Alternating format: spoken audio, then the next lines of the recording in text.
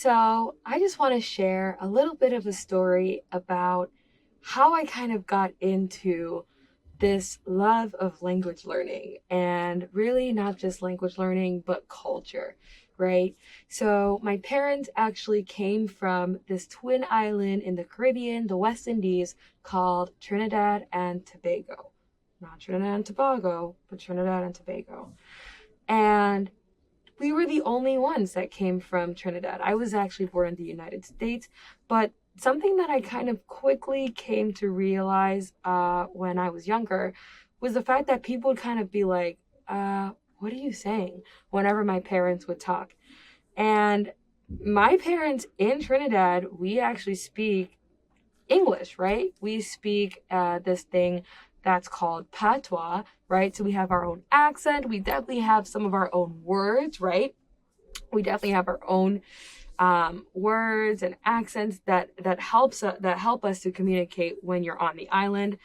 Um, However, people were kind of just like, you're not really speaking English, or I don't really understand what you're saying, or can you repeat that like two or three times, right? And that really, really, really kind of resonated with me, because I was like, well, why don't people understand?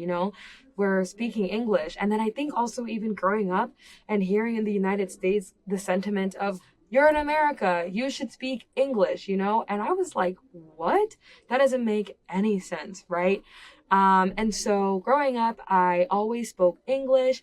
I was surrounded, being from New York City, I was surrounded by a lot of different people who come from different backgrounds, who spoke different languages. So I grew up kind of speaking Spanish, and it did help that Venezuela is like right next to Trinidad. So I did have that background, but I was inspired to learn other languages because I felt that other stories needed to be heard. It isn't just, oh, we're in America, you should just speak English. I'm like, no, it's America. Let me hear your story of how you came here. Let me hear your story and understand the webs and the intricacies that actually create and shape America, right?